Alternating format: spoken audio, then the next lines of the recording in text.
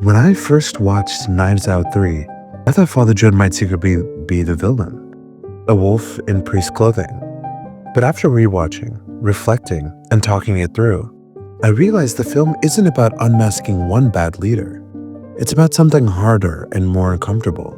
How do you respond when a wolf is leading the flock? And what do you do about the sheep who follow him? Because here's the truth buried in this movie. You mustn't hate the sheep, even if they follow hate. You must see why they follow and love them enough to guide them back into the light they forgot to trust. And if you can't find love for the person on the other side of the argument, that's a sign, not about them, but about you. In Knives Out 3, the antagonist is a pastor who leads with charisma instead of compassion, certainty instead of humility, and fear instead of faith. He berates a mother and her child for something he had done, but forgoed the responsibility. He demands loyalty instead of offering belonging. He uses community not to lift people up, but to build a throne underneath himself. But here's what the movie makes clear. The people in the pews are not villains. They're people seeking meaning, comfort, belonging, the same things everyone wants. Hate doesn't start in the heart. It starts in a wound. Someone who feels unseen becomes eager to follow the first person who promises vision. Someone ashamed becomes easy prey for the one who promises cleansing. A person who fears being alone becomes loyal to anyone who offers a home, even a toxic one. The sheep are not stupid. They are hurting. And that changes what the story asks of us. It doesn't say, destroy the flock. It whispers, help them remember who they are. This is where Father Judd stops being a question mark, at least for me, and becomes a blueprint. He doesn't fight the wolf by roaring back. He doesn't try to out-separate, out-shame, or out-control him. He does something more radical. He keeps loving the people who do not show that they love him. And the film gives us scene after scene showing what that looks like. First, he listens without judgment from the very beginning. Instead of preaching over people, he meets them where they are, messy, uncertain, flawed, and treats their stories with dignity. When people speak to him, he doesn't brandish truth like a club. He lets them tell their truth first. Then, he builds trust through sincerity, even with the inspector. From their first interaction, he answers honestly and vulnerably, instead of defensively or manipulatively. He doesn't treat the detective as an enemy to defeat, but as another flawed human trying to do the right thing. And remember, this inspector, this detective, is coming in to try to figure out who killed the priest and the other priest, Wicks. And Father Judd is the prime suspect. He also refuses to resent those who turn against him.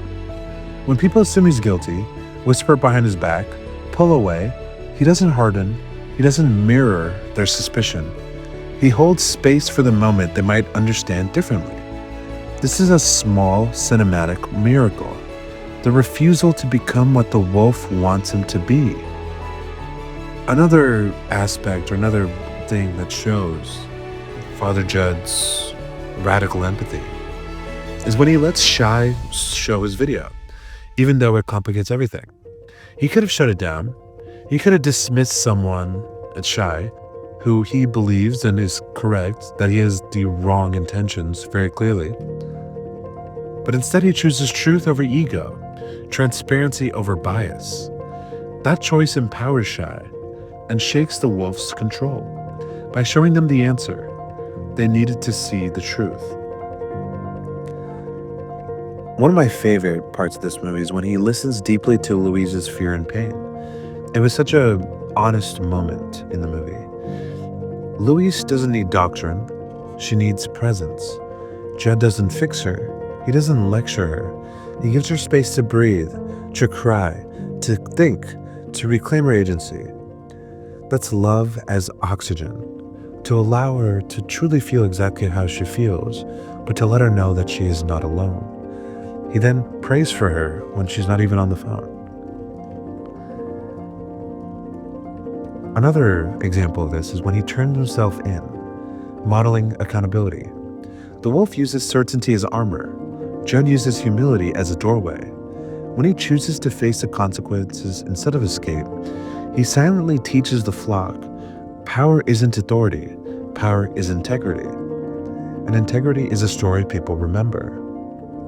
One more aspect of this that I really love is that instead of trying to come to solve the murder or the investigation, he gave himself up to higher power.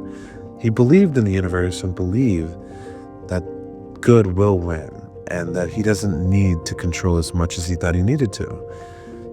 And he was rewarded with the detective being there and leading him to exactly what needed to be done to prove that he didn't do it and also bring people back to love. One of the moments that are technically microscopic, yet colossal in terms of showing how radical Judd's empathy really is when he hides Whisk's flask to protect Samson's sobriety. There is no speech, no spotlight, no announcement, nothing to gain except protection for another.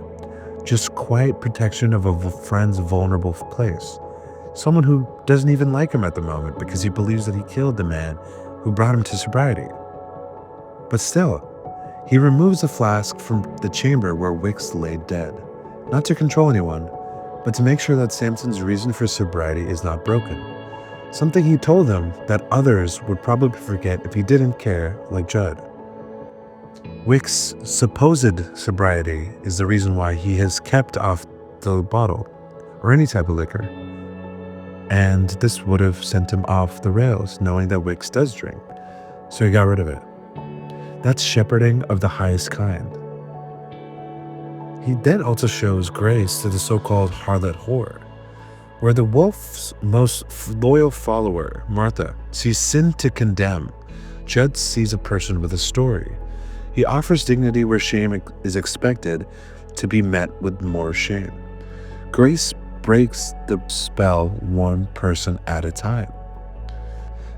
At the end of the movie, when he sits ready for Martha's confession, I feel like this is one of the best moments of radical empathy. Because although she has been the main in his face antagonist throughout the whole movie, he never saw her as such. As she passes, he sits beside her pain instead of standing above it. Presence becomes healing, not because he forces it, because he is there when she decides she's ready. He helps her remove the anger she had held onto for the woman she had called the harlot whore, allowing her to be freed from any burden that was given to her and she held on to with fervent ferocity. And he was there for her throughout the entire movie. Taken together, these moments form the true rebellion. He doesn't fight the wolf by killing him. He starves him by feeding the sheep love instead of fear. Every quiet act shows people something the wolf cannot offer. Dignity, patience, truth, safety, accountability wrapped in compassion. A home that does not require obedience. One by one, the flock remembers. They were never sheep to begin with. The brilliance of this film is that it asks us to look deeper than behavior. People don't gravitate to hateful leaders because they love hate. They gravitate to anyone who offers certainty in confusion, identity in anonymity, meaning in chaos, belonging in loneliness. Every person in that congregation is carrying a story the wolf exploited. And that's not fiction. It's us. It's your neighbor posting angry memes. It's your uncle repeating misinformation. And it's the stranger in the comment section who seems beyond reason. Those aren't enemies. They're people standing closer to pain than to hope. And if you can't extend love to them, what chance will they ever have to leave the wolf behind? This film holds a mirror up to everyone watching, because the line between shepherd, sheep, and wolf is thin. The moment you say, they're idiots, they're lost causes, they deserve what happens to them, you've stopped trying to love them and started trying to win. That is the wolf's language. True resistance is something harder, holding your convictions fiercely while still believing the person across from you is redeemable and that you truly love them as a human being. Knives Out 3, Wake Up Dead Man, teaches something revolutionary in a whisper. You do not defeat hate by matching its fire. You smother it with unexhausted love, one person at a time, one wound at a time, one moment of dignity at a time. When you see a sheep following a wolf, remember, they're walking toward the loudest voice that made them feel seen, safe, heard, and not lonely anymore. All we can do, all we must do, is offer them a gentler hand and a truer welcome, a story not built on fear, because someday we might be the ones who need to be led back. And on that day, God willing, someone will love us enough not to hate us for being lost.